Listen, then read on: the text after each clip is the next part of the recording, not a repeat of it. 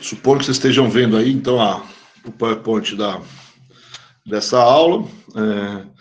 Como eu disse, a gente está aqui na nossa 10ª aula, a gente está entrando, então, num tema novo, num governo novo. É o governo Figueiredo, é o último governo da ditadura militar brasileira, né? O Geisel tinha começado a fazer o processo de abertura e o Figueiredo vai, de certa forma, terminar esse processo de abertura. E é um período também diferente dos outros, né? Os outros, a não ser talvez o primeiro, que é marcado também por uma crise econômica, né? O período lá do PAEG, né? Uma crise econômica.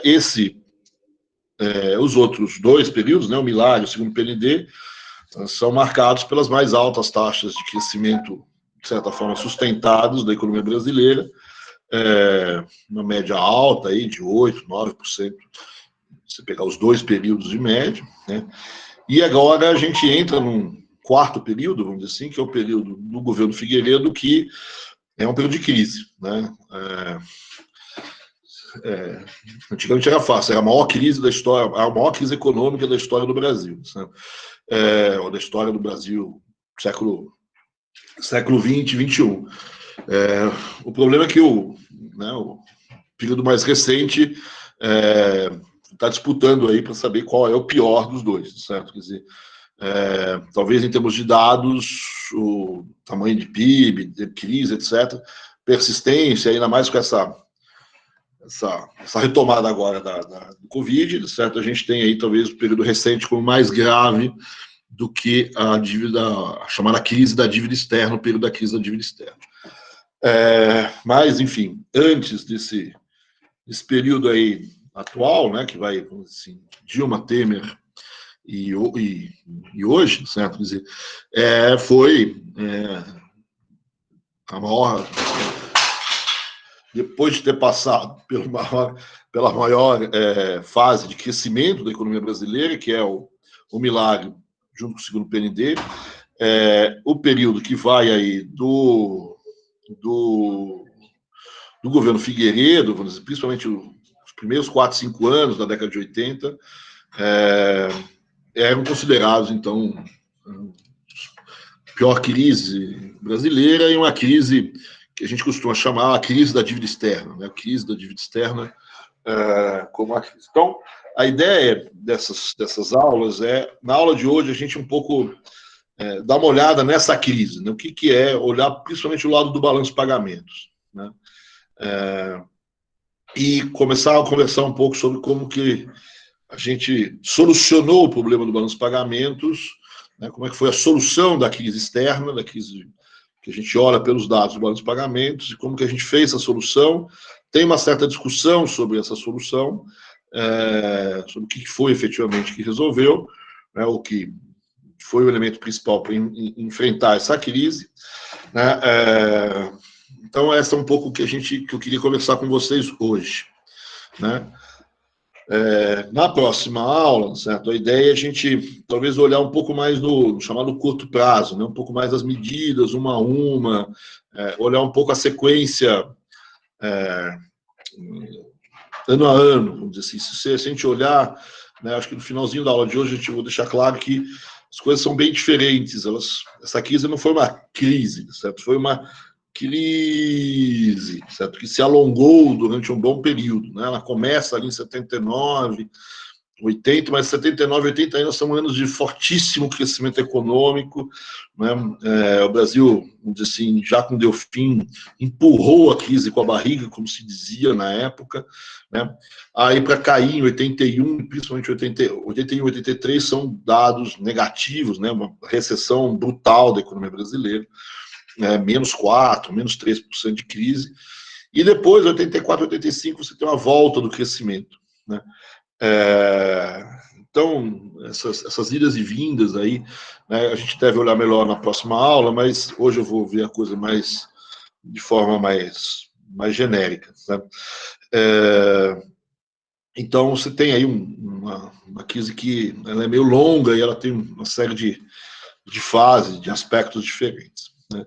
E era isso que eu queria abordar. Aí, na aula da semana que vem, certo? Da última semana, a gente começa a olhar também algumas questões internas de uma crise que, a princípio, é uma crise externa. Né? Quer dizer, né, a crise é uma crise que não é que vem de fora, vem de fora. Né? Ela vem, os elementos principais, os condicionantes vêm de fora, mas ela pega muito fortemente a economia brasileira porque o Brasil estava exposto a problemas externos. Né? Tinha um volume de endividamento muito grande, né? E uma balança comercial, um balanço de pagamentos ainda não suficientemente forte para enfrentar essa crise. Né? Então, a ideia é de a gente ver um pouco hoje essa crise da dívida externa como uma crise externa, um pouco como é que a gente resolveu essa crise, como é que a gente solucionou, se é que a gente pode dizer que aquilo foi uma solução. Né? Então, é um período assim, onde os militares saem daquela ideia do Brasil grande todo e o Brasil se apequena e tem uma crise forte, o Brasil é obrigado a recorrer ao Fundo Monetário Internacional, diminuir um pouco o seu ímpeto, e óbvio que isso também colaborou para a própria saída dos militares do poder. Então, vamos lá. Então, só para a gente situar a economia brasileira, no momento, vamos dizer assim, da mudança de governo, quando sai o Ernesto Geisel e entra o Figueiredo, que é o novo presidente que assume. Então, o Geisel, depois de um ano, tinha acabado de tomar a decisão de enfrentar a chamada crise do petróleo com um pacote de investimentos fortes, chamado segundo PND, que alteraria um pouco a estrutura de oferta da economia brasileira, aumentando, inclusive, a própria produção de petróleo ou de equivalentes, não, mas, enfim, de opções em relação opções energéticas. Então, também tem investimentos como Itaipu, e não só investimentos na bacia de Campos para achar petróleo, etc., mas em uma série de outros espaços, vamos dizer assim, brasileiros, para tentar diminuir um pouco a dependência de importações que a gente tinha de certos produtos, como petróleo, como outros minerais não metálicos, de uma série de outros elementos, e, vamos dizer assim, completar a chamada matriz produtiva brasileira, a matriz de produção, principalmente industrial brasileira, também fazer investimentos energéticos, mas também em outros minérios, etc.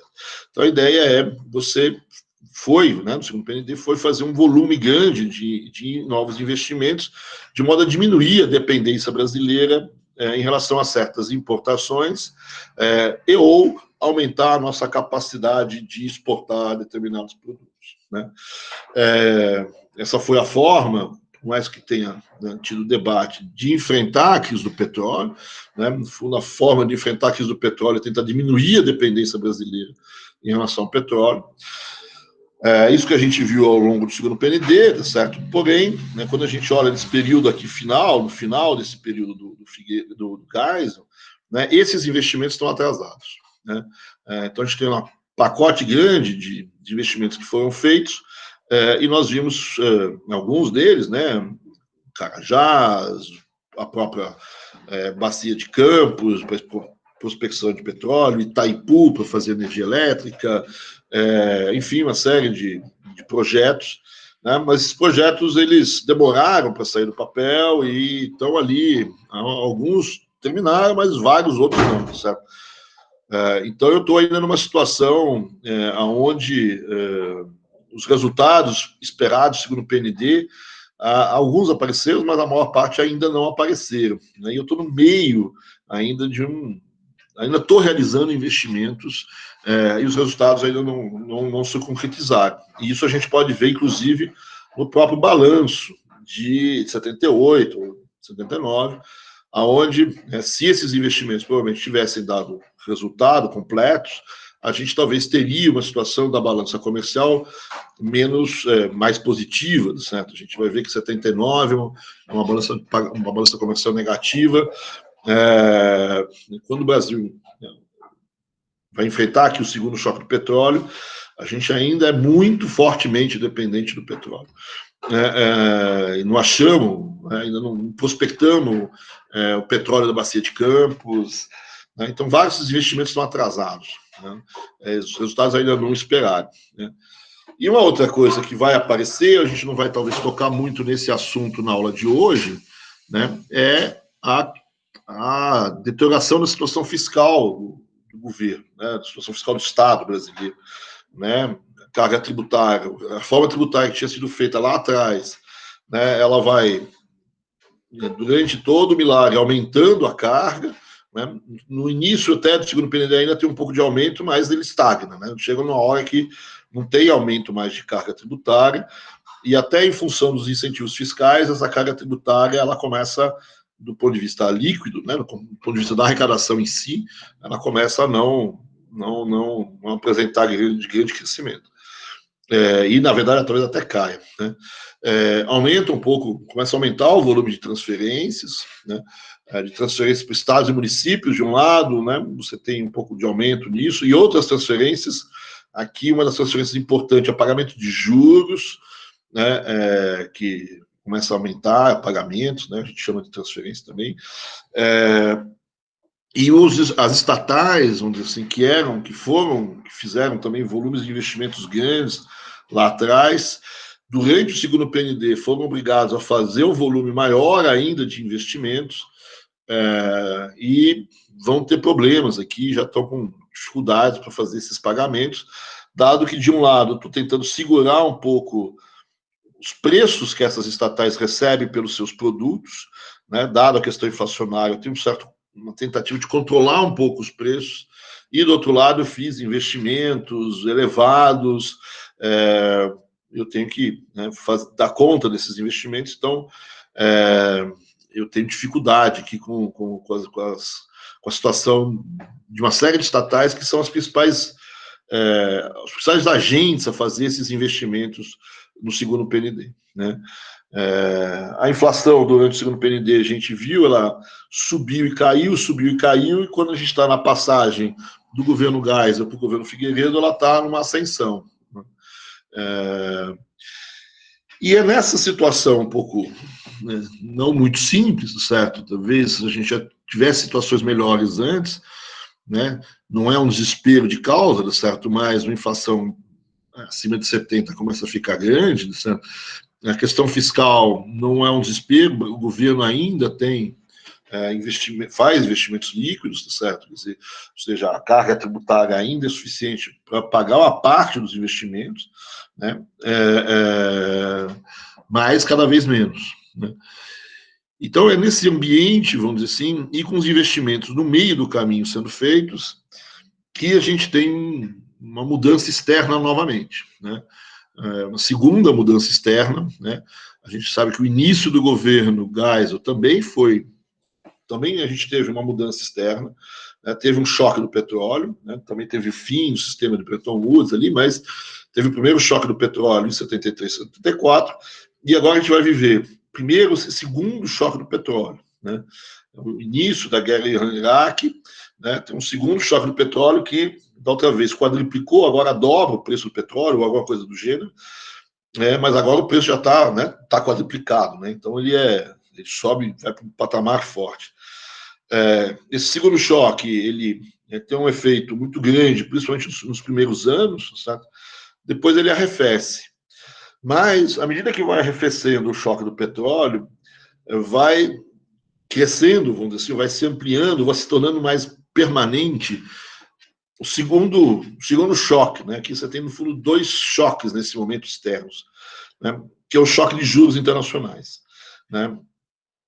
Que começa a ocorrer também com o primeiro choque do petróleo, mais ou menos na mesma época, um pouquinho depois, talvez, aí depende aí, de que você chama, qual é a taxa de juros que você está pegando, né? Mas, basicamente, a taxa de juros dos títulos públicos americanos, o Fed começa a subir as taxas de juros, e depois isso repercute, obviamente, na formação das taxas de juros do resto do mundo, certo? Principalmente nas taxas básicas de juros. E isso começa um pouco antes da transição do governo americano, quando o Reagan passa a assumir o cargo, né, sai o Carter e entra o Reagan, né, a taxa de juros tinha subido um pouco no último ano do governo Carter, e né, uma certa arrefecida, né, e depois sobe de novo, aí pega taxa de juros elevadíssimas no mercado internacional. Então, essa elevação das taxas de juros internacional, ela tem o seu primeiro momento em 79, tem uma certa refluxo, e em 80 ela tem uma segunda soluçada forte, e ela se mantém elevada durante um bom tempo, né? E com essa subida das taxas de juros, né, você vai tendo a dificuldade de pagamentos da maior parte dos países, né? O Brasil endividado internacionalmente. Se você se lembra, uma mudança importante na forma de endividamento brasileiro, né, do mundo, é que você passa a contar com taxas de juros flutuantes, e os juros flutuaram, né, flutuaram para cima, né, então a dívida passada ela tem taxas flutuantes, portanto ela se tornou mais cara, né, então isso provoca, vamos dizer assim, uma dificuldade imediata, certo? Que é um pagamento maior de juros, né? Que vai acontecer já em 79, 80, junto com o segundo choque do petróleo, que significa o aumento do preço do petróleo esse que a gente ainda está ainda procurando ali na bacia de Campos, né? Começando a prospectar, certo? Ainda não achamos direito, certo? Então, esse choque externo, né? Depois o petróleo, a gente, de um lado, vai começar a achar petróleo, e o preço do petróleo, depois, com a guerra em Iraque, se mantém em patamares elevados, mas ele vai começar a cair, né? Mas os juros internacionais e a dificuldade do Brasil de captar recursos lá fora continua. E é isso que eu queria conversar com vocês hoje, né? Esse choque externo, né? Que é o choque da crise da dívida, certo? Que obriga o Brasil, de alguma maneira, a enfrentar esse choque externo. Talvez aqui a questão, certo, é que o Brasil vai enfrentar esse choque externo sem que todo aquele pacote de investimentos previsto no segundo PND tivesse completo, né? Então, naquele pacote de investimento do segundo PND, estaria, vamos dizer assim, por exemplo, uma ampliação da prospecção de petróleo no Brasil. Estaria a geração de energia nuclear, diminuindo, portanto, a necessidade de energia advinda do petróleo. Estaria Itaipu ali também diminuindo a necessidade de outras fontes energéticas como o petróleo, né? E estaria ali um pacote enorme, então, de investimentos, só que eles não estão prontos e eu ainda estou fazendo esses investimentos, né? E esse é um pouco o drama que está acontecendo na mudança do governo Geisel para o governo Figueiredo, né? Eu tenho uma segunda crise externa sem que, vamos dizer assim, aquele arranjo que, em tese, eu teria feito no segundo PND para diminuir a minha necessidade de importação e minha capacidade de exportação ser aumentada, tivesse pronta, né? Então, é isso que vai acontecer nessa transição, né, do governo Geisel para o governo Figueiredo, que é o novo presidente que assume, né? E ele vai assumir, vamos dizer assim, tentando coordenar essa crise internacional, né, organizar um pouco a economia brasileira nessa crise internacional, ao mesmo tempo que está fazendo a abertura política, né? A ideia, então, do Geisel foi que a gente fizesse a abertura e a ideia de que no final do governo Figueiredo você passasse a bola para frente, e a gente vai ver que talvez, enfim, isso vai acontecer, tem uma discussão ali na frente sobre as diretas, etc., mas a gente deixa mais para frente. Então, esse governo Figueiredo, que marca esse enfrentamento da crise, é o tema um pouco aqui do nosso curso, das nossas aulas, essas próximas 3 aulas, e a gente vai ver que, então, é um governo diferente dos governos anteriores, mesmo que num primeiro ano a economia tenha crescido com taxas elevadíssimas, né, ele é muito marcado pelas 2 grandes crises, a de 81 e de 83, com 82 sendo um crescimento frente aos outros, pífio, né? E uma média, né, de crescimento durante o governo Figueiredo extremamente baixa, certo? Nem comparável à crise dos anos 60. É uma crise muito grande, eu acho que é a primeira vez, eu posso estar enganado, certo? Mas que desde que se mede o PIB brasileiro, né, pelo IBGE, que o Brasil tem um PIB negativo. Né? Tem um crescimento negativo do PIB, tem uma queda do PIB negativo. Mesmo em 63, quando a gente tem um PIB ruim, é 0,5, é positivo, certo? Talvez tenha tido PIBs trimestrais negativos, mas anuais, posso estar enganado, certo? Quer dizer, mas, se eu não me engano, desde que começou a contagem do PIB, são os dois PIBs negativos mais fortes, né? São os dois PIBs negativos, 82 e 83, né? E é a grande crise, né? O Brasil vinha sempre crescendo com taxas fantásticas, né? 6,5%, 7% de crescimento, de média, 8%, 9%, chegou a bater 13% no final do milagre, e de repente você tem uma crise. Então é um período muito duro da economia brasileira, né? É o período que eu estava mais ou menos que nem vocês, estava entrando aí eu estava entrando na faculdade em 84, 83, 84, então a gente estava ali depois de ter passado por anos, a gente estava vivendo aí uma crise bem pesada, né? Uma média de crescimento muito baixo, como a gente vai ver. Então, vamos ver essa crise agora pelo lado externo, essa é a ideia da aula de hoje, né? Por esse lado externo, o que acontece, né?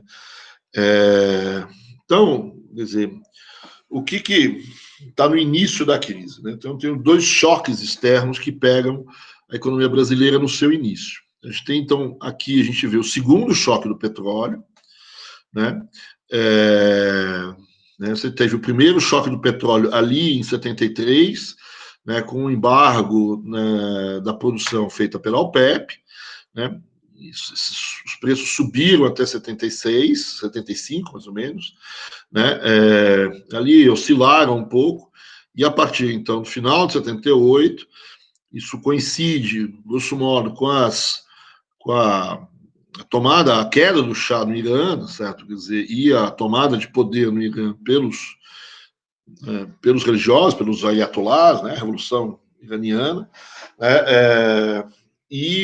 Nesse momento de instabilidade da região, os preços voltaram a subir de maneira forte. Então, a gente tem um segundo choque do petróleo, com um aumento de preços que vai, grosso modo, até ali os anos 80, no início da guerra Irã-Iraque, né? Depois eles vão caindo, certo? Mas eles ainda se mantêm, vamos dizer assim, ao longo de todos os primeiros anos da década de 80, com preços do petróleo relativamente elevados, certo? Né? Se você olhou desde o início da crise, certo? Quer dizer, esse preço do petróleo, ele vai, né, ele quadruplica na primeira crise, certo? Depois ele, dado que ele quadruplicou, ele dobra, vamos dizer assim, na segunda crise. E isso vai pegar o Brasil de frente, certo? Quer dizer, o Brasil, por mais que no segundo PND tenha tentado, uma das estratégias do segundo PND é diminuir a dependência brasileira de petróleo, como esses investimentos atrasaram, certo? Esse aumento do preço do petróleo vai pegar o Brasil ainda como um grande comprador no mercado internacional de petróleo, né? As jazidas de petróleo do Brasil, da Bacia de Campos, estão, naquele momento, sendo descobertas, né? Na verdade, o Brasil erra, né? Ele vai buscar petróleo na Bacia de Todos os Santos, né? E depois acaba achando uns quilômetros para baixo, uns 200, 300 quilômetros para baixo, ali na Bacia de Campos, ali sim, as grandes jazidas de petróleo, mas eu estou começando a explorar essas grandes jazidas agora, eu ainda dependo muito de importações. Então, isso vai pegar a balança comercial brasileira ainda não ajustada. A ideia do segundo PND era ter ajustado esse balanço, né, nessa parte de importação de petróleo, mas não deu tempo, né? O segundo choque veio antes da autossuficiência, nem autossuficiência, mas sei lá, não vai acontecer tão cedo, mas veio antes, vamos dizer assim, da ampliação da produção brasileira de petróleo e, vamos dizer assim, da entrada em cena de outros produtos que o Brasil pretendia, né, para diminuir a dependência de petróleo, né, a própria ideia da usina de Angra dos Reis, a Itaipu na área de energia, a própria produção de álcool, da plantação de álcool aqui em Ribeirão Preto, de álcool, de cana, e, enfim, toda uma série de outros produtos tentando suprir um pouco, diminuir as necessidades brasileiras de petróleo, além da própria produção de petróleo na bacia, que se pretendia no início de Todos os Santos, certo? E depois se descobriu que as grandes jazidas estavam na bacia de Campos. Quando, então, tem esse segundo choque, a bacia de Campos, recém, vamos dizer assim, começou a ser explorada, você ainda não tem muito petróleo saindo pelas plataformas ainda, certo? Quer dizer, ao longo da crise, ao longo dessa crise dos anos 80, a produção brasileira de petróleo vai aumentar e vai, pouco a pouco, diminuindo a dependência, né? A ideia, obviamente, do seguro PND é que, quando viesse uma possível crise, o Brasil já tivesse menos dependente, né?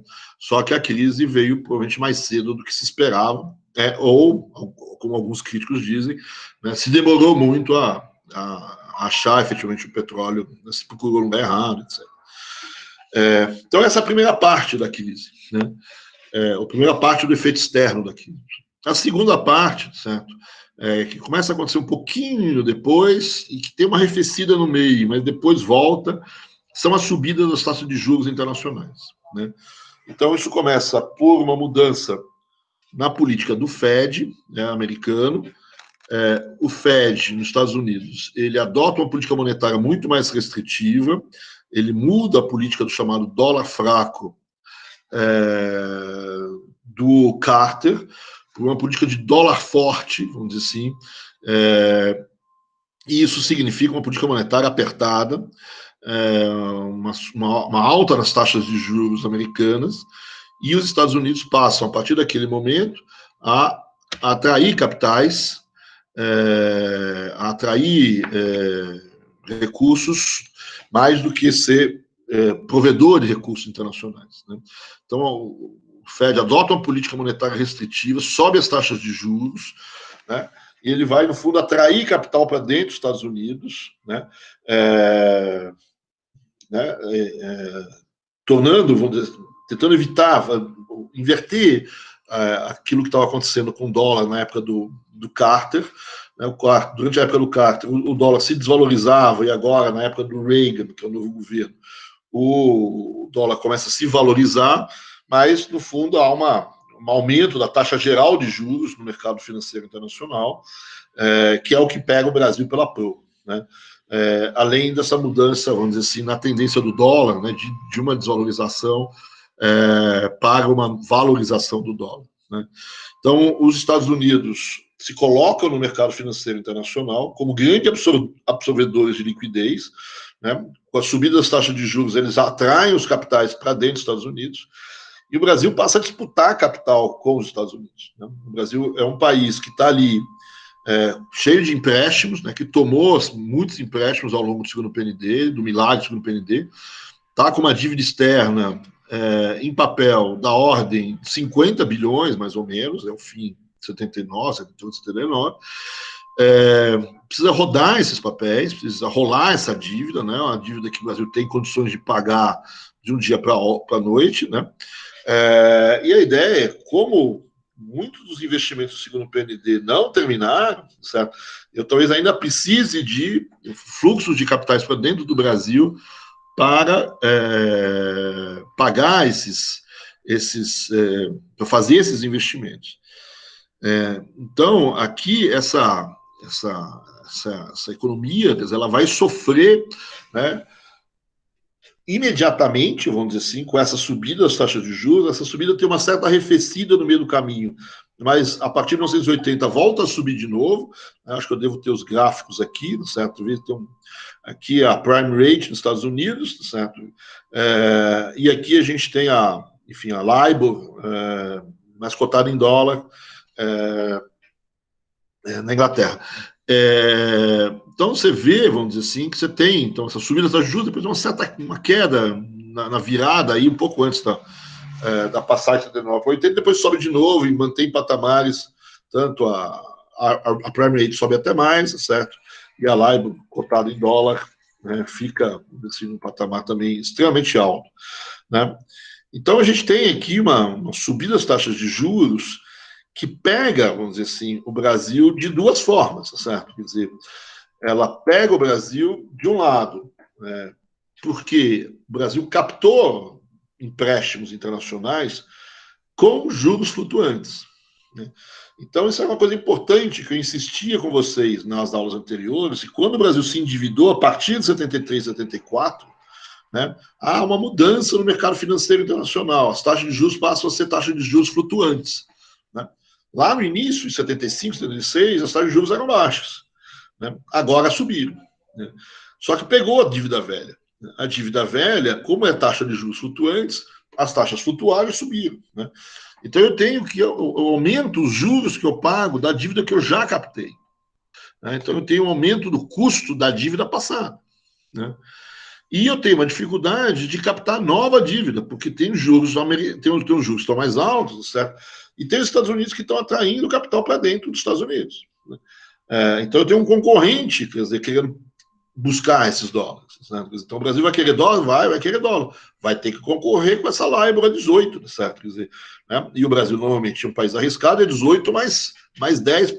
Então o Brasil vai ter uma dívida velha, né, que está na ordem de 50 bilhões, mais cara, porque a taxa de juros subiu e a dívida anterior era contratada com dívida com taxas flutuantes de juros, né? E se quiser renovar essa dívida velha em dívida nova, ou se quiser captar novas dívidas, vai ter que pagar e vai ter que concorrer com os americanos aqui para captar esse dinheiro. Né? No fundo, em 74, 75, os juros eram até relativamente baixos, porque não tinha ninguém captando no mercado. Só países latino-americanos, talvez o pessoal lá dos asiáticos, algum grupo ali tá já pegando também, mas lá tem os japoneses emprestando também. Agora não, certo? Quer dizer, agora eu tenho um país buscando dinheiro. Né? Esse aumento das taxas de juros americanas atrai capital para dentro dos Estados Unidos. Se traz o capital para dentro dos Estados Unidos, né? Então os Estados Unidos está concorrendo com o Brasil para captar. Né? Então o Brasil tem esse aumento das taxas de juros, pega a dívida velha de um lado e pega a dívida nova também vai ser mais cara, certo? Mas você tem uma dificuldade em captar a nova dívida. Certo? Então, esse é um pouco o cenário que a gente tinha. Né? Então, antes da crise, se você olhar o balanço de pagamentos brasileiro, né, eu tinha uma economia onde tinha estava fazendo lá os investimentos segundo o PND, né, eu estava captando dinheiro, eu estava me endividando, daí que a balança de capitais, se você olhar lá embaixo, ela é positiva, né, e estava pagando juros na balança de renda, que era negativo, estava pagando juros razoável, né, e naquele momento minha balança comercial ainda era negativa, ainda estou importando petróleo, que está num precinho bom, mais ou menos, estou importando uma série de produtos para fazer meus investimentos, para a economia crescer, etc., e principalmente eu ainda não tenho superávit comercial, porque esses investimentos ainda não se maturaram. Então, se somar a balança comercial com a balança de renda, certo? Quer dizer, as duas são negativas, né? E essa balança de transações correntes, então, é negativa, financiados pela balança de capitais. Né? Aí vem 79 e 80, que é o início da crise, que vai acontecer esses dois elementos que a gente acabou de chamar a atenção. Né? Minha balança de transações correntes, que era negativa, ficou mais negativa. Por que ficou mais negativa? Porque eu tenho petróleo que aumentou o preço. Né? E eu ainda não estou autossuficiente no petróleo. Eu queria ficar autossuficiente, mas eu ainda não fiquei. Né? Eu ainda achei a bacia de Campos perfeitamente instalada para me gerar petróleo suficiente. Né? Estou no meio desses investimentos. Né? Então, os preços vão subir e eu ainda sou extremamente dependente de importações de petróleo. Então, a minha balança comercial, no mínimo, por aí sobe. Tem outras commodities que sobem os preços também. Mas, enfim, por aqui tá bom já. Né? E minha balança de rendas, né? O que é a balança aqui de juros e rendas, certo? É pagamento de juros. Né? Então, aqui, a primeira coisa é, sobre aquela dívida anterior que eu contratei antes de 79, né? Era uma dívida flutuante, com taxas de juros flutuantes. As taxas de juros subiram e eu vou pagar mais de juros. Então, na minha balança de rendas, eu já pagava e agora pago mais ainda. Por quê? Porque os juros subiram. Né? Deram uma subida de 79, caiu um pouquinho na passagem de 79 para 80 e subiu de novo em 80. Né? Sobe primeiro com Paul Volcker, que é o presidente do Fed, cai, e depois, quando o Reagan ganha a eleição, ele olha para o presidente do Fed e fala, pode continuar. Aí ele sobe de novo as taxas de juros, e as taxas de juros foram parar lá na Lua, como vocês viram nos gráficos anteriores. E toda a minha dívida externa brasileira era flutuante. Né? Pagava esses juros que flutuavam. Quando ela foi contratada, eram juros baixos, mas agora explodiu o risco. Né? Então, estou devendo mais. Então, vou pagar mais juros nessa história. Né? Então, esse é o início da crise. Né? Essa é a crise, vamos dizer assim. Né? Ao longo do tempo, né, essa crise na balança comercial vai se tornando menor. Né? De um lado, eu vou começar a melhorar minhas exportações e importações, e do outro lado, o preço do petróleo começa a cair, a gente começa a achar petróleo aqui também, vai diminuindo. Mas na questão das rendas, as questões dos pagamentos de juros para os bancos internacionais, eu não tenho muita saída, certo? Quer dizer, essa não cai tão cedo. As taxas de juros continuam elevadas, as taxas de juros brasileiras são mais elevadas do que a Prime Rate e a LIBOR que a gente viu, porque o Brasil sempre paga um pouco a mais do que a Prime e do que a LIBOR, né? Então eu estou pagando alto. Né? E aí a pergunta é: o que a gente faz? Né? No primeiro momento, certo, você não tem o que fazer, certo? Quer dizer, né, você está aqui ainda, certo? Você ainda consegue, tenta pegar dinheiro emprestado lá fora, o máximo que você conseguir para pagar essa balança de transações correntes negativa. Né? É cada vez mais difícil pegar dinheiro lá fora, mas você vai pegando dinheiro lá fora. Né? E mesmo que você, né, não consiga pegar completamente dinheiro, você ainda está tentando se endividar lá fora. Né? Só que, né, à medida que o tempo vai passando, você não consegue mais pegar dinheiro suficiente. Né? Então, esse é o início da crise, 79, 80, começo de 81 ali, né? Tua balança de transações correntes ficou muito negativa, culpa do petróleo, culpa dos juros que eu pago, né? E eu tentando captar dinheiro lá fora, e cada vez mais difícil captar dinheiro lá fora para pagar esse troço. Né? Chega uma hora e fala, não dá mais, isso não vai mais poder funcionar, isso não vai funcionar mais, eu vou ter que girar. E é isso que vai, né, a girada, como é que vai acontecer, certo? Depois a gente vê com mais calma, certo? Mas eu não vou mais ter acesso a dinheiro lá fora, né? Vai pouco a pouco caindo, não tem mais acesso. O momento final disso é 82. Em 82, você tem a crise dos países endividados, né? Argentina, México, Polônia, uma série de países, né? Não é só o Brasil que está com esse problema, decretam falência, né? Decretam que não conseguem mais pagar as suas dívidas. O Brasil também, de certa maneira, decreta, ele recorre ao Fundo Monetário. Né? O Brasil continua pagando os juros da dívida, mas diz o principal não tem mais como pagar. Então fica rolando o principal, certo? Quer dizer, pagando os juros, e aí os bancos reagem e dizem, tá bom, também não te empresto mais. Não tem mais dinheiro, já que você não vai pagar o principal, eu também não vou te emprestar mais nada. E essa é a crise da dívida. Né? Não tem mais dinheiro. Né? E aí o que o Brasil tem que fazer? Certo? Ele tem que continuar, quer dizer, pagando os juros, certo? Vai continuar pagando os juros. Para pagar os juros, ele vai ter que dar um jeito de arranjar dinheiro. E para arranjar dinheiro, ele vai ter que girar a balança comercial. Vai ter que gerar superávit comercial para pagar os juros da dívida, já que o principal da dívida, nem isso ele nem está pagando. Então, ele vai ter que ter uma balança de transações correntes equilibrada, porque a balança de capital dele está zerada, não entra mais dinheiro. Né? Tenho que pagar os juros da dívida, mesmo que eu não pague o principal, preciso pagar os juros da dívida. Para pagar os juros da dívida, então, o que eu preciso fazer? Gerar saldos comerciais. E é isso que vai acontecer durante o governo Figueiredo. Né? Eu vou começar a gerar esses saldos comerciais. Né? Para gerar esses saldos comerciais, o que eu tenho que fazer? Né? Então, aqui está um pouco, vai entrar aqui o debate entre os economistas. Né? na verdade, né, para muita gente, os investimentos que eu fiz durante o segundo PND, se não tivesse acontecido nenhuma crise no meio do caminho, eles acabariam gerando capacidade do Brasil gerar uma balança comercial positiva para pagar a dívida que o Brasil tinha tomado. Essa é a ideia do segundo PND. Né? Se continuar se endividando, mas investir em setores que diminuem as importações e aumentam as exportações, e, a partir de um determinado momento, eu gero um saldo da balança de transações correntes que paga os juros da dívida que eu tinha tomado lá atrás. Porém, no meio do caminho, tinha uma crise.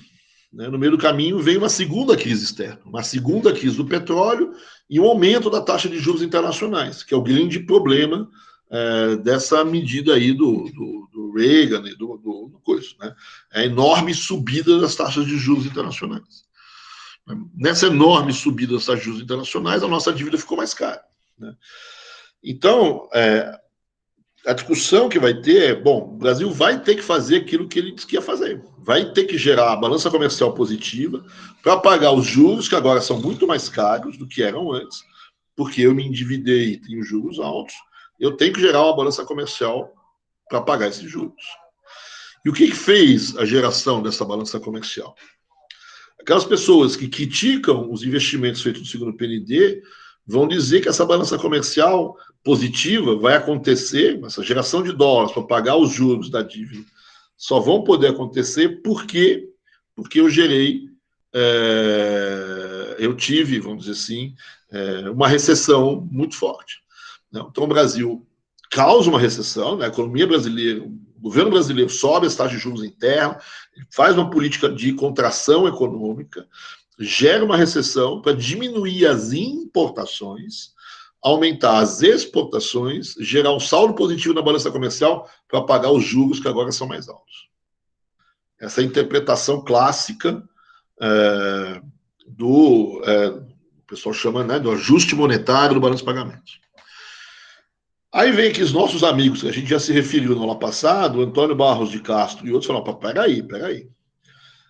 Pode ser que no começo isso tenha sido necessário. Por quê? Porque os investimentos feitos no segundo PND demoraram.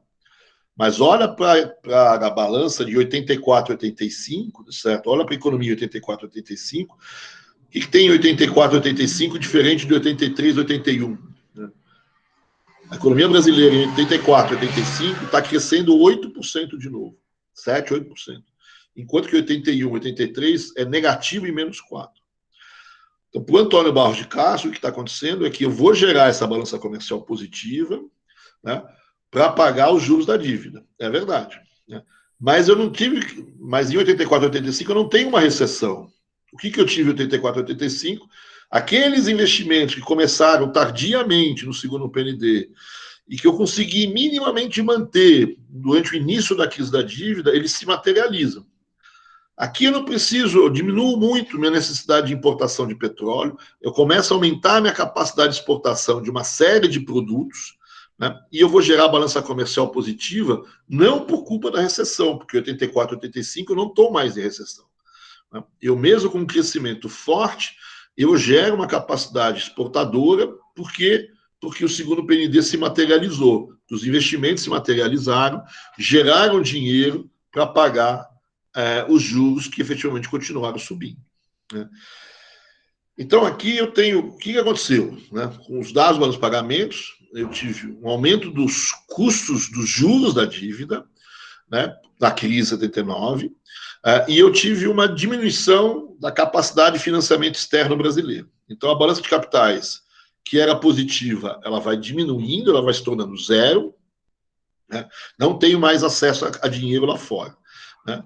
E, do outro lado, o que eu tenho que pagar de juros é cada vez mais alto, porque os taxas de juros internacionais subiram. Essa é a crise da dívida externa. Como que o Brasil enfrentou essa crise da dívida externa? Aí as duas visões. A visão do grupo mais ortodoxo, o Brasil enfrentou a crise externa, gerando uma recessão interna. Com essa recessão interna, ela gera superávites comerciais. Né? Essa recessão ela vai diminuir a minhas importações e aqueles produtos que eu não consumo internamente, eu tento exportá-los, então eu faço um ajuste monetário no balanço de pagamentos, né? Eu entro em recessão, subo as taxas de juros, entro em recessão e eu faço com que as importações caiam e tenha um efeito talvez positivo de algumas exportações. E isso paga a dívida externa. Essa é a solução da crise da dívida, né? A crise da dívida vem de fora, subir as taxas de juros internacionais, né? E eu não tenho mais, cada vez mais acesso à dívida externa, né? Então, esse é o problema, né? Qual é a solução? Então, a solução, uma visão mais conservadora, é recessão no Brasil, né?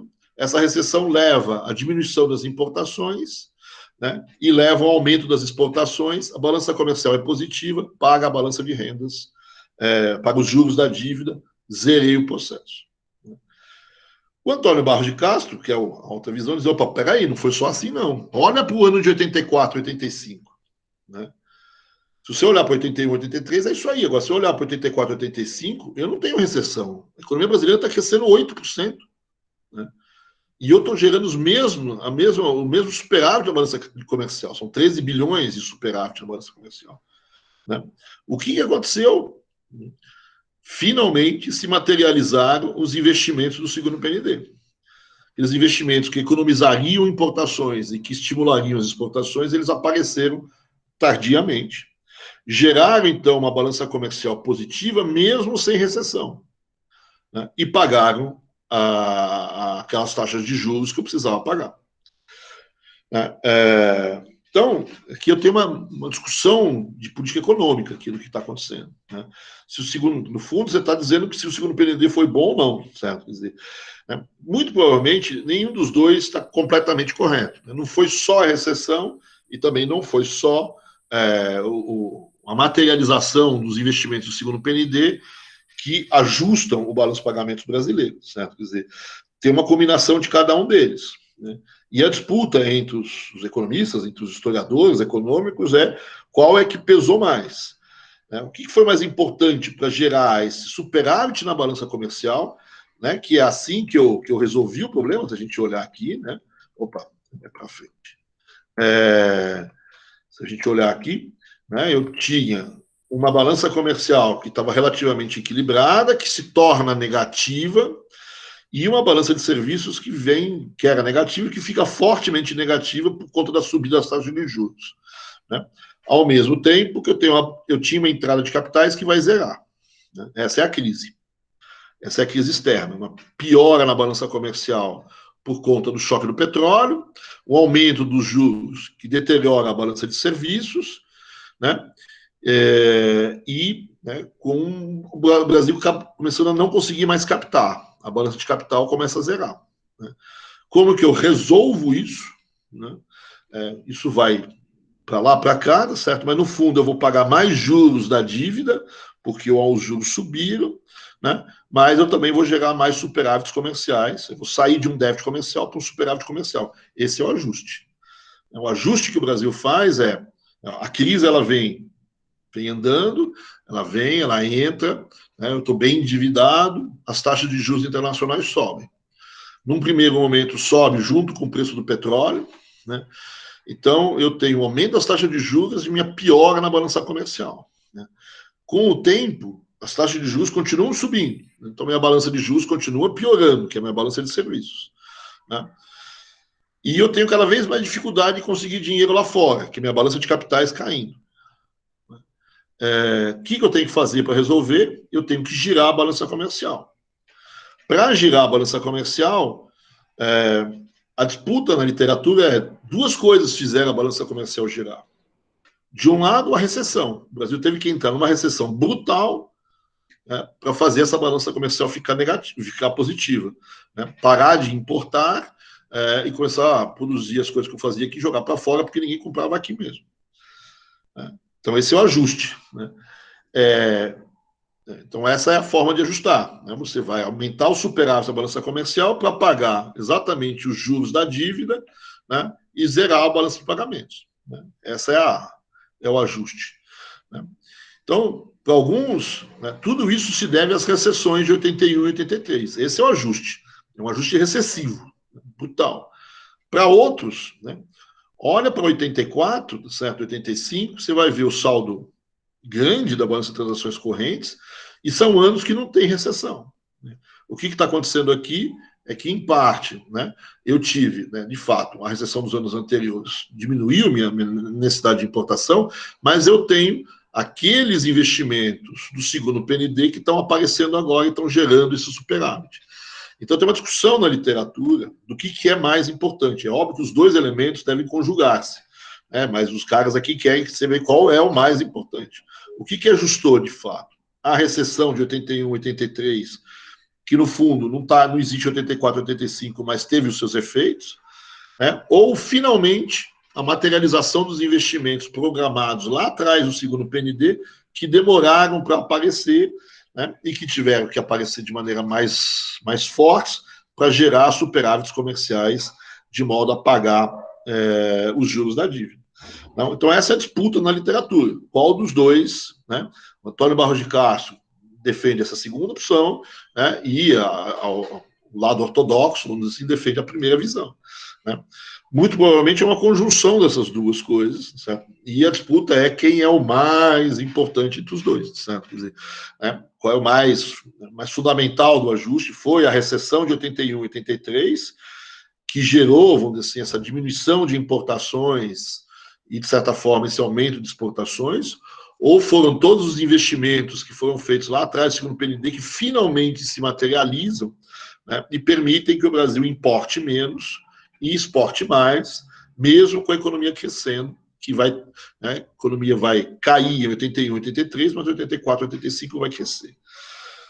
Então, esse é um pouco o jogo que está aqui, certo? Quer dizer, como é que você organizou essa história? Né? Se a gente pode, talvez, gastar um tempinho a mais aqui, certo? E repassar essas coisas e olhar isso com um pouquinho mais de calma, certo? Quer dizer, o que está acontecendo, certo? Quer dizer, então, se a gente olhar com mais vagar, certo? Vamos tentar repetir aquilo que eu disse agora, meio que correndo, certo? Quer dizer, então, eu tinha uma situação, só para a gente retomar, que em 78, né, eu tenho que é o final do governo Geisel, com um déficit na balança comercial, né, com um pagamento de juros relativamente alto. Você vê aí um déficit da balança comercial de $1 bilhão, né, um pagamento de juros no mercado internacional de $6 bilhões, portanto, uma balança de transações correntes de menos 7 bilhões. Mas estava entrando dinheiro, né? Estava entrando $11 bilhões. Eu até acumulei reservas em 78 em 4 bilhões. Essa era a situação no final do governo Geisel. Mas é uma situação que tem um incômodo, né? Porque para o Geisel, o segundo PND previa talvez uma balança comercial não negativa. Né? Mas eu ainda não terminei os investimentos segundo o PND, então ainda não consegui esses investimentos. Eles são poupadores de importação e são provocadores de exportações. Né? Então eu já comecei a me endividar, estou pagando bastante juros aqui, mas os juros ainda não subiram. Né? Então esse é o início da história. Né? Quando vem, então, a crise de 79, 80, o que eu tenho? Eu tenho a balança comercial fica negativa, né? Ela vai ampliar o seu negativo e a balança de rendas vai ampliar o seu negativo. Ou seja, por que a balança comercial vai ficar mais negativa? Porque naquele momento eu ainda não descobri muito petróleo, ainda não economizei petróleo, né? E o preço do petróleo subiu, né? Por conta da crise do Irã, etc. Sobe o preço do petróleo. E na balança de rendas eu pago mais juros. Eu tenho a mesma dívida que eu tinha no ano anterior, mas eu pago mais juros. Por quê? Porque os juros subiram. Né? É a política lá, que a gente chamou a atenção dos Estados Unidos de aumentar suas taxas de juros para atrair capital para dentro dos Estados Unidos, que começa no finalzinho do governo Carter e que se aprofunda em 80 com o governo Reagan. Eles sobem as taxas de juros para atrair capital para eles, né? E a gente devia, com juros flutuantes, vamos dever mais. Né? Esse é o começo da crise, certo? Quer dizer, então, aqui é o aumento do preço do petróleo e aqui o aumento das taxas de juros sobre a dívida acumulada brasileira. O que eu vou fazer em relação a isso em 79 e 80? Né? Estou no começo do governo Figueiredo, foi pego meio de surpresa, né, a consequência disso é ter uma balança de transações correntes muito mais negativa, né, que é isso que está aqui. Né? Minha balança comercial, que era -1, vai para -2,8, -3, e os juros que eu pagava, que eram de 6, vão para 10. Então, devo agora 10 bilhões e ainda não descobri petróleo, não descobri. O pacote de investimentos segundo o PND ainda não apareceu. Né? O preço do petróleo está mais caro. Né? Olha aqui, é o aumento do valor das importações de petróleo. Né? Então, eu não tenho ainda tenho dificuldades no meu saldo da balança comercial. Né? Então, eu tenho uma balança de transações correntes, né, que piora. Né? E o dinheiro, né? Eu consigo pegar dinheiro lá fora? Eu consigo. Né? Ainda consigo pegar dinheiro no mercado internacional. Só que esse dinheiro está mais caro, estão taxas de juros mais altas. E eu não pego em quantidade suficiente para zerar o balanço de pagamentos. Eu não consigo dinheiro suficiente para pagar a balança de transações correntes. A balança de capital não equivale à balança de transações correntes. Né? Então, aqui é o início da crise. Né? Então, a piora no saldo da balança de pagamento, no saldo da balança comercial, a piora no gasto com serviços, essa é a crise entrando, crise do petróleo na primeira, crise dos juros na segunda. Né? Minha balança de transações correntes fica bem mais negativa do que já é. Né? E o dinheiro aqui não entra tanto assim, não. A balança de capitais ainda está entrando, mas é menos positiva do que era antes. O que vai acontecer nesse período é que o saldo do balanço de pagamentos é negativo e eu vou começar a perder reservas. Minhas reservas vão começar a ir embora. Né? Eu tenho aqui, vocês veem ali o saldo do balanço de pagamentos -3 nos 2 anos. Né? Eu ainda tenho alguma entrada de capital para fechar o balanço de pagamentos, mas eu tenho perda de reservas no Brasil. Né? Então a gente pode ver essa perda de reservas aqui, que são as reservas que o Brasil tinha, e elas começam a despencar. Né? Esse é o início da crise. Né? Aí, com o tempo, a crise vai ficando pior. Né? A crise vai piorar quando? Em 82. Em 81, ela continua piorando. E 82 tem uma piora grande, que é quando outros países decretam default internacional. Falam, não dá para pagar. A Argentina vai decretar default, o México vai decretar default, a Polônia vai decretar default. Né? As taxas de juros externas estão subindo ainda mais. O Brasil está ali também. Né? Quando esses países decretam default, né, o mercado financeiro se fecha. Né? Ele se fecha e diz, olha, não tem mais dinheiro para ninguém aqui. Não. Ou vocês pagam, ou não tem dinheiro. O Brasil olha, se não me der dinheiro, eu não tenho como pagar. Nessa hora, o Brasil vai ao Fundo Monetário. Vai recorrer ao Fundo Monetário para pedir dinheiro emprestado para o fundo para poder pagar as coisas dele. Né? E o fundo falou, tudo bem, eu te empresto. Né? Te dou uma graninha aí, certo? Mas você vai ter que ajustar. Né? Não vou poder te emprestar pro resto da vida. Como é que você vai pagar todos os juros de toda a dívida que você tomou emprestado nos últimos anos? Né? Em 79, essa dívida era de 50 bilhões de dólares. Né? Agora a gente já está em 81, 82, ela deve ser alguma coisa por volta, né, de 70, 80 bilhões de dólares. Né? Como é que você vai pagar os juros dessa dívida? E os juros subiram. Da onde você vai tirar? Né? Você precisa ajustar o balanço de pagamentos. Né? E o que é ajustar o balanço de pagamentos? Né? Então, é isso que eu estou dizendo. Você tem em 81, 82 não tem mais dinheiro. Acabou. Não vai entrar mais grana. Né? Vários países decretaram default, o mercado financeiro fechou para todo mundo. O Brasil nunca mais vai ver a cor do dinheiro até 92. A não ser dinheiro emprestado do FMI, né, que é o juiz. Aí, então, pega um dinheirinho lá vamos dizer assim, no Banco Público, né, seria o Fundo Monetário Internacional. Mas no mercado financeiro internacional não capta mais nada. E tem que pagar juros. Né, tem que pagar os juros e o principal. Né, o que o Brasil vai fazer é falar, olha, sabe o principal da dívida? Isso aí esquece. Vamos negociar esse troço aqui. E eu vou tentar pagar os juros, né? Que é essa balança de rendas negativa. Né? Que é mais negativa ainda porque os juros são altos. Né? Subiram, essa é toda a jogada lá dos americanos, do Reagan com o Fundo Monetário americano. O Fundo Monetário Internacional sobe as taxas de juros, o Fed americano que sobe as taxas de juros. Né? Então o Brasil tem que pagar mais juros, né? E só tem uma solução, não tem outra solução, né? Eu devo, não nego, vou pagar os juros com o quê, certo? Quer dizer, vou pagar os juros, só tem uma forma de pagar os juros, né? É gerando saldo comercial. Então, o que vai acontecer entre 81 e 83, certo? 84, que o Brasil, pouco a pouco, vai saindo fora do sistema financeiro internacional, né? O ano-chave aí é final de 82. Meados de 82, é o setembro de 82. O pessoal chama de setembro negro de 82, né?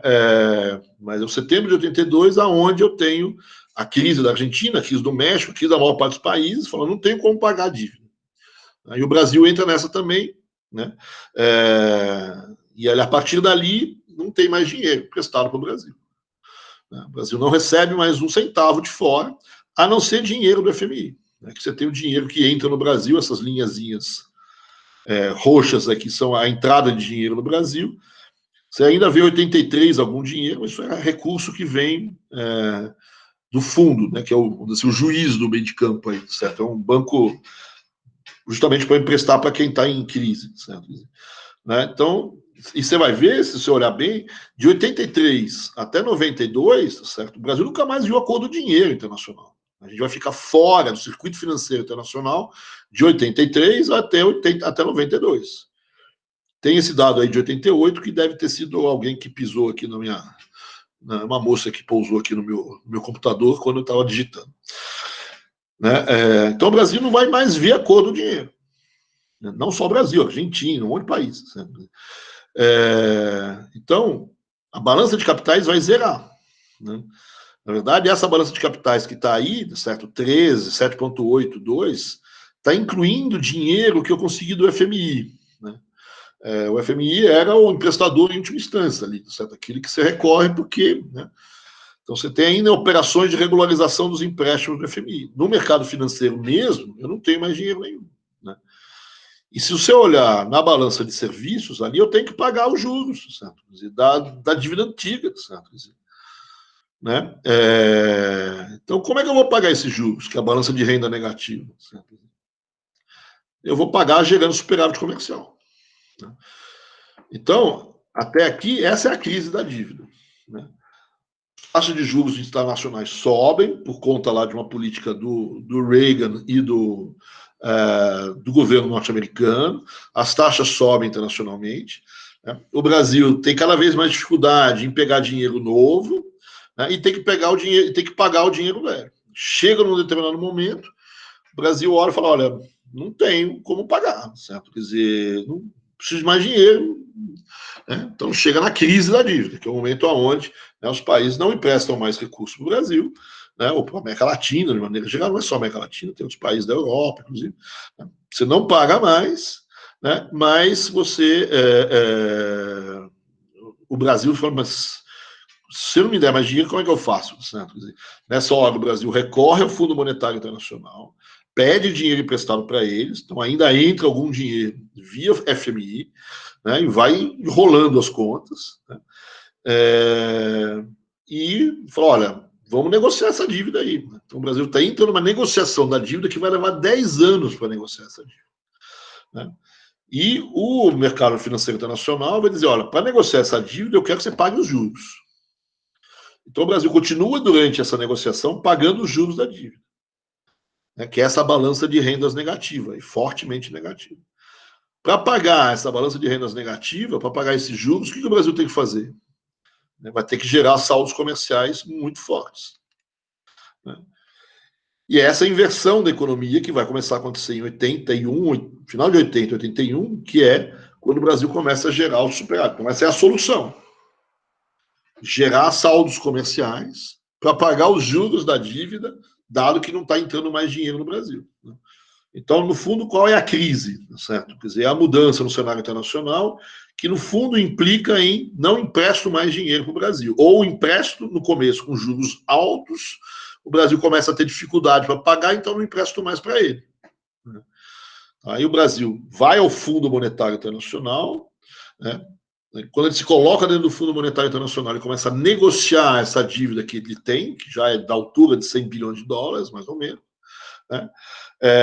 ele não paga mais o principal, mas o pessoal exige, para ele se manter na mesa de negociação, pagar pelo menos os juros. Então o Brasil vai ter que pagar os juros da dívida, que é essa balança de rendas negativa. E para isso ele vai ter que achar dinheiro de algum jeito. Né? Vai acertar e achar a balança comercial positiva. Então a balança comercial, então aqui você tem, não entra mais dinheiro no Brasil, né? Esse não tem mais empréstimo no Brasil, o Brasil não paga, então não vou emprestar também. Né? O Brasil tem, né, enfim, tem que pagar, cadê aqui? 13 bilhões de juros. Né? Da onde que ele vai tirar 13 bilhões de juros? Certo? Só tem um jeito de pagar os 13 bilhões de juros, que é achar um saldo comercial de 13 bilhões. Então ele vai ter que inverter a balança comercial dele, que era em 80 negativo, né? Já começa a fazer isso em 81, de uma balança comercial negativa para uma balança comercial super positiva. Então, ele vai gerar uma balança comercial exatamente igual aos juros da dívida. Tá? Então, esse é o acerto que o Brasil faz no mercado financeiro, no mercado internacional, de gerar superávites comerciais para pagar os juros da dívida, enquanto que ele está negociando na mesa de negociação principal da dívida. Né? Esse é o ajuste do balanço de pagamentos. Né? O ajuste de balanço de pagamentos é gerar um saldo da balança comercial de 13 bilhões. Né? Então, o que aconteceu? Eu tive um aumento da taxa de juros internacional, né? Uma redução do acesso ao sistema financeiro internacional, o Brasil começou a não conseguir mais dinheiro lá fora. Para pagar esses juros, eu tive que gerar mega superávites comerciais. Resumo da coisa. Diga. Só uma dúvida, não entendo muito bem essas coisas de balanço, acho que estou começando ainda, né, vem de fora. Mas como é que reduziram de menos 17 para 13 os serviços de 82 a 83? Não, na verdade, o 17 é que é esquisito, certo? Na verdade, é 13. É verdade. Tá? Esse 17 deve ter alguma mosca que pousou aqui no meu computador que atrapalhou aí. Certo? Foi o Raul, né? Foi. Tá. Diga lá, o que mais? Não, só isso mesmo, que eu fiquei confuso, mas eu sei que você falou, 88 teve outra mosca, essa mosca é 82, é isso mesmo. Tá, então você tem, na verdade o problema todo é o seguinte, né, você se endividou, então esses juros são culpa da dívida velha e da dívida que você ainda está captando. Você olha na balança capital, ainda está entrando dinheiro até mais ou menos 81, 82 está entrando dinheiro. Né? Está entrando, então ainda se segura, está entrando um pouco de dinheiro, não o suficiente. Né? Mas a partir de 83, certo? Né, você não recebe mais um centavo lá de fora. E eu tenho que pagar os juros, que são os 13 bilhões de dólares. Então eu tenho que dar um jeito de pagar esses 13 bilhões de dólares. E o jeito para pagar esses 13 bilhões de dólares é gerar um superávit comercial de 13 bilhões de dólares. Né? Então, se você olhar em 84, 85, certo? 84 eu tenho. Qual é o saldo da minha balança comercial? Exatamente igual a quanto que eu pago de serviços de juros. 13 bilhões para pagar 13 bilhões, porque não entra dinheiro mais. A entrada de dinheiro é na balança de capital. Zerou. Então, esse é o ajuste. O que eu tive que fazer? Eu perdi acesso ao sistema financeiro internacional. Durante um tempo, eu ainda tinha um certo acesso. Né? E eu tenho uma dívida antiga, velha, mas grande. E, cara, que me fazem ter que pagar 13 bilhões de juros por ano. O que eu tive que fazer ao longo dos primeiros anos dos anos 80, é girar a minha balança comercial para gerar as 13 bilhões de dólares de superávit comercial para pagar os juros da dívida, dado que eu não recebo mais um centavo lá de fora. Esse é o ajuste externo. Né? Aí a pergunta que fica é, como que eu girei? Como que eu fiz esses 13 bilhões de dólares? Como que eu consegui exportar 27 bilhões de dólares e eu reduzi minhas importações de 19, 20 para 14 bilhões de dólares? Né? Como que eu fiz isso? O pessoal mais ortodoxo, né, o pessoal vai dizer que essa geração desses superávites comerciais para pagar os juros da dívida, isso foi feito com recessão. Né? Essa solução se deve a 81 e 83 você ter tido 2 anos com taxa negativa de crescimento. Uma baita recessão que fez esse ajuste. Essa recessão leva à diminuição das importações e a um efeito de exportação positivo. e eu pago os juros da dívida. A turma do Antônio Barros de Castro ele vai dizer, peraí, olha para o ano de 84 e 85. Eu estou mais ou menos com a balança comercial equilibrada com a balança de serviços, né? Eu também estou gerando saldo e estou também com serviços positivos. Estou pagando com saldo comercial a balança de serviços. Mas olha o que está acontecendo em 84. Eu não estou mais em recessão. Eu estou com um crescimento econômico. O que aconteceu? Finalmente apareceram os investimentos feitos lá no segundo PND, que eram para gerar exportações e para diminuir as importações. Então, demorou para chegar a isso, né? Então, essa é a visão um pouco, essa é a discussão que tem na literatura. Como é que eu gero superávites comerciais? Então, a crise externa foi o aumento das taxas de juros internacional, né, tirar a questão do petróleo e tal, o aumento das taxas de juros internacionais que me obrigou a pagar mais juros porque eu me endividei. Né? Como é que eu pago mais juros? Porque eu entrei em recessão, né? Aqui são os dados de taxa de crescimento do país. Eu entrei em recessão, isso diminuiu minhas importações e aumentou minhas exportações. Né? Então, o efeito da recessão é um aumento das importações, uma diminuição das importações e o aumento das exportações, que gera um superávit comercial para pagar os juros da dívida. Esse é o ajuste externo no balanço de pagamentos, feito via recessão. Né? É o ajuste clássico de balanço de pagamentos do FMI. Mas aí, tá certo, quando eu olho, né, o ano de 85, 84, 85, eu não tenho uma recessão. Né? E eu tenho, se eu olhar lá embaixo, 5,4 de crescimento. Né? Amaury. E eu ajusto o balanço de pagamento com 5,4, subiu aqui. Amaury. Então, só para terminar, aqui aparece um pouco a tese de que, na verdade, o que aconteceu em 84? O que aconteceu a partir de 81, 82, 83, eu tive a recessão, que obviamente diminuiu a importação e estimulou as exportações. Mas eu tenho, em 84, também a maturação dos investimentos do segundo PND. Eles demoraram para acontecer. Aqui eu achei petróleo.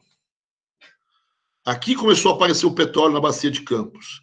Aqui o minério de ferro apareceu, né? Não sei aonde. Aqui as coisas começaram a aparecer. Então eu pude gerar pude gerar saldos comerciais mesmo sem recessão, né? Você olha aqui, certo? Quer dizer, eu tenho superávites comerciais de 84 a 85 e são 2 anos de crescimento econômico. Eu não preciso da recessão para gerar os superávites comerciais. É isso que diz o Antônio Barros de Castro. E esses superávites comerciais sem recessão, eles aparecem por quê? Porque finalmente maturaram os investimentos do segundo PND. É óbvio que na prática, né, cada um está defendendo o seu aí, né, o que está acontecendo é que eu não tenho recessão em 84, 85, mas eu tive 3 anos de recessão nos anos anteriores. Então ainda tem um efeito de uma economia capenga, certo? Andando mais devagar. Mas o que o Antônio Barros de Castro e os outros falam mas também tem uma coisa aparecendo, é que aqueles investimentos que eu fiz, que eu insisti em fazer em 76, 77, 78, 79, que eu mantive até em 1980, eles começaram a aparecer. Né? Então são as duas interpretações que eu tenho um pouco para como é que eu faço para gerar superávit comercial de 13 bilhões de dólares para pagar 13 bilhões de dólares de juros. Né? Primeiro, por que eu pago 13 bilhões de juros? Porque eu me endividei muito ao longo do segundo PND, né? E em 79, os americanos, 79, 80, 81, os americanos aumentaram as taxas de juros. Né? Aí eu me ferrei, certo? Você se ferrou muito, certo? Porque você ainda tinha tomado uma dívida externa muito grande, esses são os críticos. Você se endividou, feito condenado, né? Vai pagar muito mesmo, certo? Agora, dançou, por isso que tem que ter uma recessão cavalar do jeito que teve. Aí o pessoal que diz, olha, não é bem assim, certo? Quer dizer, essa crise, ela veio no meio do caminho. Eu tenho que pagar muitos juros porque eu me endividei, mas eu usei esse endividamento, certo? Para fazer investimentos. Aí o cara fala, cadê esses investimentos? Eles só vão aparecer mais para frente. Vão aparecer, então, em 84, 85, Eu posso gerar superávites comerciais sem ter uma recessão, porque uma parte dos superávites, uma parte das exportações da Petrobras vão aparecer, uma parte, vamos dizer assim, das exportações não, mas da diminuição das importações de petróleo vão aparecer, uma parte das exportações de manganês vão aparecer, etc. Então, eu tenho uma discussão aí um pouco na economia sobre como é que eu gero esses superávites comerciais. Superávites foi culpa da recessão, não tem nada de investimento do segundo PND, né, que demorou para aparecer, né? Então, essa é uma parte da discussão. A segunda parte da discussão mas eu tive que ter recessão porque os investimentos do segundo PND pode até ter dado aumento de exportação, diminuição de importação, mas deram aumento de dívida também. Então, eu tive uma dívida maior que eu tive que fazer superávites comerciais maiores ainda, e para fazer superávit comercial eu tive que achar uma recessão no caminho, né? Aí o pessoal vai dizer, não, tive uma recessão no caminho, certo? Porque no meio do caminho teve uma segunda aumento da taxa de juros que eu não contava com ela. Então tem um debate aqui todo meio enrolado aí nessa história, certo? Mas desculpa, não sei quem me perguntou, pode dizer aí. Boa noite. Sobre essa parte, esse é o Miguel. Sobre essa parte eu fiquei com uma dúvida em relação, porque teve um slide que você mostrou ali da questão da inflação, né? Que a gente vai comentar na próxima aula. Então, mas se os investimentos serem materializados, os investimentos estarem materializados e ter um crescimento, mas um crescimento de 5% com inflação de 224%. Não sei. Você pegou um ponto importante. Deixa eu só botar isso aqui, né, que tá. Não sei o quanto de crescimento que é isso, né? Então, aqui, então, olhando a balança comercial, tá certo? Você tem, então, um superávit comercial que vai aparecer, né, e vai resolver o problema externo, né? Aí, quando eu olho para os outros dados, né, então a discussão se o superávit comercial ele apareceu por conta da recessão ou porque materializou-se os investimentos do segundo PND depois. Eu diria que os dois. Quanto é para cada um, aí é fla-flu, certo? Quer dizer, é óbvio que tem uma recessão, ou seja, esses investimentos do segundo PND não seriam suficientes para gerar superávit comercial, para pagar os juros. Eu fui obrigado a ter uma recessão para gerar esses superávites comerciais.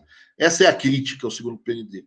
Mas, para muita gente também, o segundo PND me fez ser mais produtivo com energia, eu posso diminuir minhas importações de petróleo, eu vou exportar manganês, eu vou exportar isso, eu vou exportar aquilo, eu vou exportar aquilo outro, né? Então, eu também não conseguiria, talvez, sair da recessão em 84, 85 e pagar, vamos dizer assim, os juros da dívida externa, né? Então, esse é um pouco o final da nossa história, né? Só que tem muito mais complicômetros na nossa história. O que você pegou agora, Miguel, é o outro lado da história, que é o lado aqui, né? A gente estava vendo o negócio do PIB aqui, certo? Aí tem a tabela da inflação aqui no meio, certo? Quer dizer, né? E aí tem uma coisa muito esquisita, certo? Quer dizer, se você olha 82, 83 nessa tabela, ou olha 80, 81, certo? 80, 81, você sai de um crescimento de 9 e vai para uma crise de menos 4. Você imagina o tamanho da crise, que é 81 no Brasil. E olha a inflação. Ela caiu de 110 para 95. Grosso modo, ficou estável, certo? Se você olhar 83, você vai ver que você tinha um crescimento pequeno e vai para uma recessão de 3%. O que acontece com a inflação de 82 para 83? Ela sai de 100 para 200. Alguma coisa está errada com a inflação ou com o Brasil.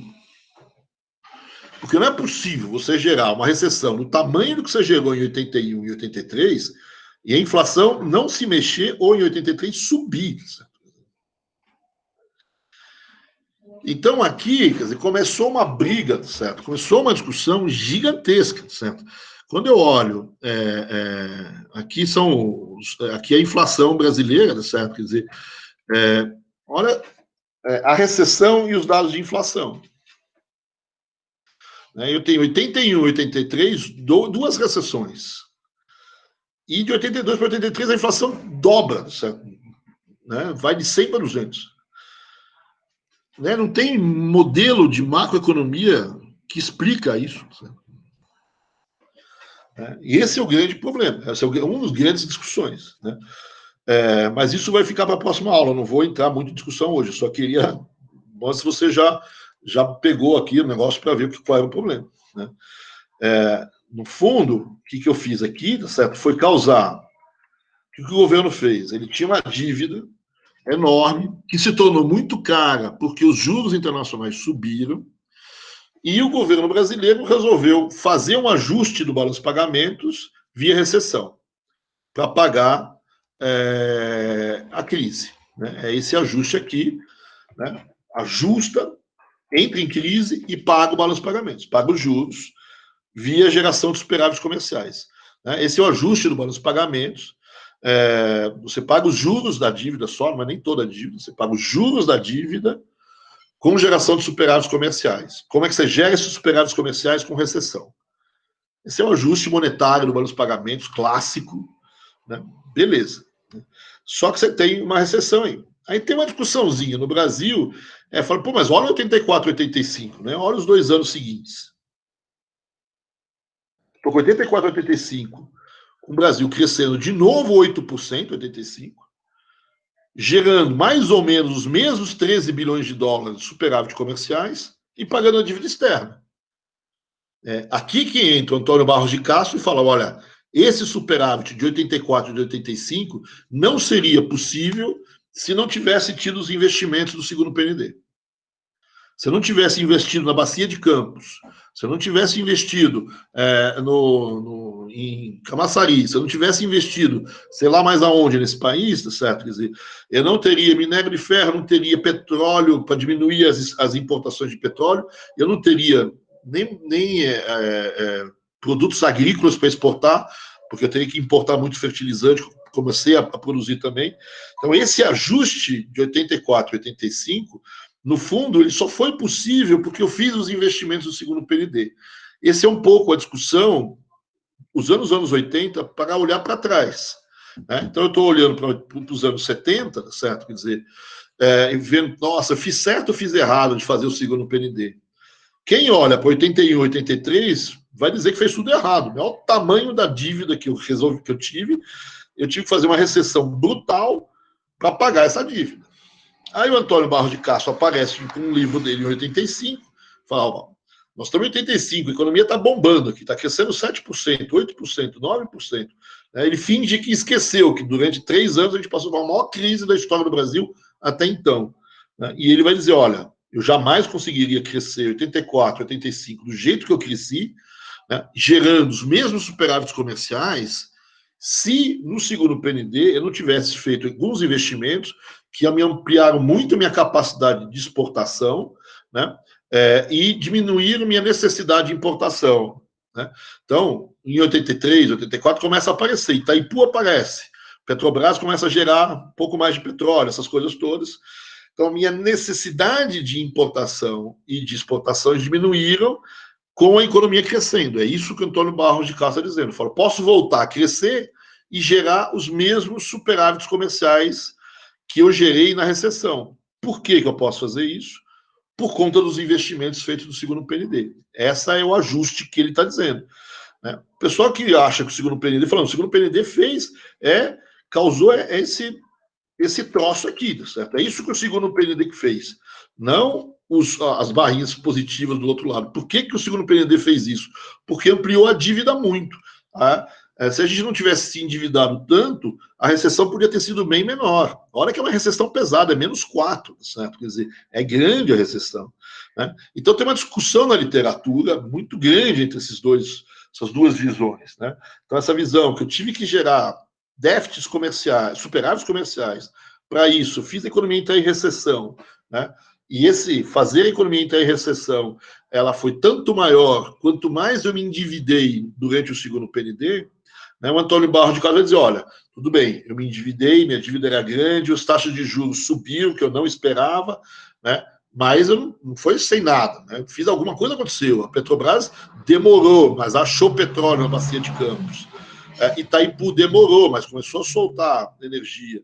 Começaram a achar minérios não sei aonde, começaram a achar uma série de coisas não sei aonde. Então, o segundo PND começa a ter resultados. demoraram para aparecer. No meio do caminho, a dívida cresceu, as taxas de juros internacionais subiram, né? Mas também não quer dizer que não tem efeito, né? Ele reconhece que se os juros não tivessem subido, se a gente não tivesse endividado tanto, a recessão de 81 e 83 poderia ter sido menor. Mas ele diz que o superávit, o crescimento de 84 e 85, ele em parte se deve ao fato, né, dos investimentos feitos lá atrás terem, apesar de terem demorado, etc., terem se materializado, e sem eles seria impossível eu gerar os superávites comerciais com a economia crescendo.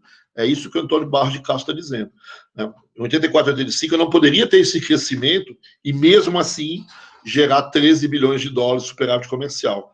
Aqui é um pouco o debate. Na verdade, dá para compatibilizar um pouco as duas histórias, né? Eu talvez seja meio mineiro, posso abraçar todo mundo, botar todo mundo numa mesma historinha, mas dá briga, certo? Quer dizer, né? O pessoal diz que a recessão foi tanto maior quanto mais eles criticam o segundo PND, né? O segundo PND foi um erro, e a culpa desse erro, a forma como você mostra que teve um erro, é o tamanho da recessão de 81 e de 83.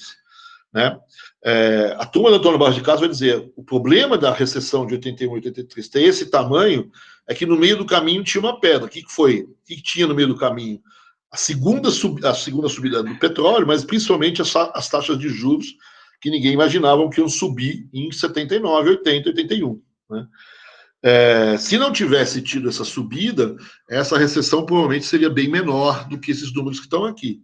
Né? E essa subida atrapalhou o segundo PND. E os resultados do segundo PND você pode ver em 84 e 85, porque mesmo com a economia crescendo, eu gero os tais superávites comerciais para fazer o pagamento. Essa é a defesa do Antônio Barros de Castro e da turma dele. Né? Então, eu tenho duas visões aqui sobre se o segundo PND foi bom ou ruim, olhando para os dados de 80. Né? Pessoal que gosta de olhar muito para a crise, e a crise é a maior crise da história até então, né, vai dizer, é culpa do segundo PND, culpa do baita endividamento que eu tive. Né? E da demora desses investimentos aparecer. Demorou para esses investimentos do segundo PND aparecer. O Antônio Barros de Castro vai dizer, não, a crise desse tamanho é culpa de uma coisa que eu não sabia, né? Apareceu um troço no meio do caminho. O que veio do nada? Essa segunda subida do petróleo e principalmente essa subida das taxas de juros. É isso que aconteceu. Não estava previsto isso, certo? Mas as coisas acontecem. Né? Então, essa crise econômica brutal da economia brasileira é função não tanto do endividamento, mas da gente ter sido pego com o aumento das taxas de juros no meio do endividamento. Esse é o problema. Né? E tanto quando você deu tempo ao tempo, né, você conseguiu gerar os superados comerciais para pagar essa dívida.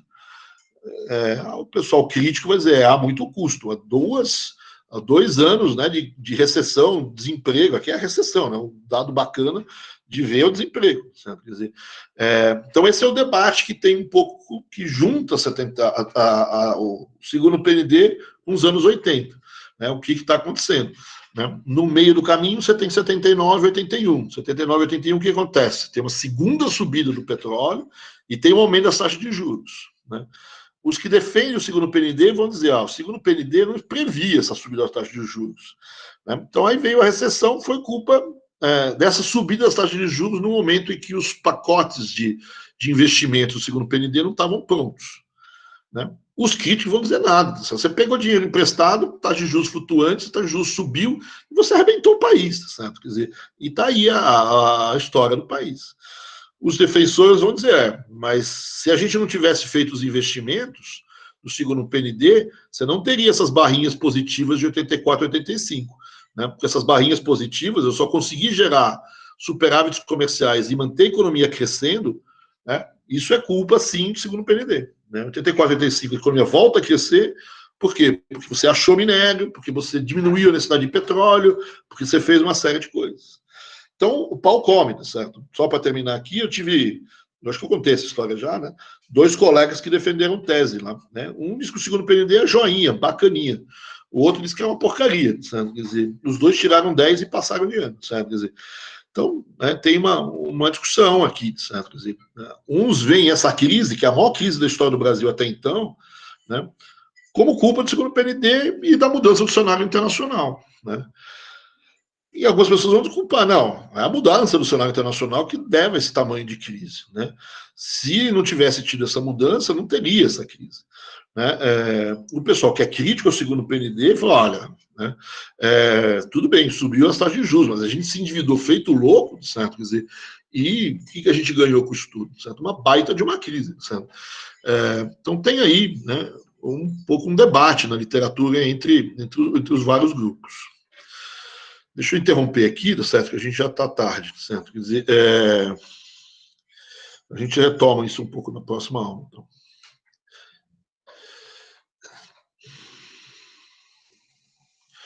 Tudo bem com vocês? Professor, posso tirar uma dúvida? Diga, João Francisco, se o que ajudou mais é as exportações das importações... Não é essa não. Ali eu vi. Você acha que seria viável o Brasil ter adotado o modelo exportador? Tipo, Coreia do Sul da vida? Essa é uma pergunta que o pessoal faz, inclusive, antes, né? Que a gente devia ter adotado um modelo mais à la Coreia, mais cedo, né? Pode ser. Né? Mas ali você tinha que ter, talvez, voltado a se concentrar, né? A ideia do segundo PND não é ser um país exportador, né? É principalmente fechar um pouco a matriz de importações, né? Diminuir as importações. E algumas pessoas acham que a gente devia ter cacifado nas exportações, mais do que nas importações. Tem um modelo mais coreano, um pouco, certo? Quer dizer, acho que essa é a pergunta, né? Enfim, não sei, acho que pode ser, né? Acho que pode ser sim, certo? Quer dizer, talvez fosse uma solução melhor, né? Mas aqui a ideia dos militares, principalmente do segundo PND, é fechar a matriz, certo? É você diminuir a tua vulnerabilidade externa, né? Diminuir a tua necessidade de importação, você ser mais autossuficiente, né? Então você foi atrás muito de minério, dessas coisas, justamente para fazer essa diminuição. Deixa eu interromper a gravação aqui para vocês ficarem mais à vontade, eu também.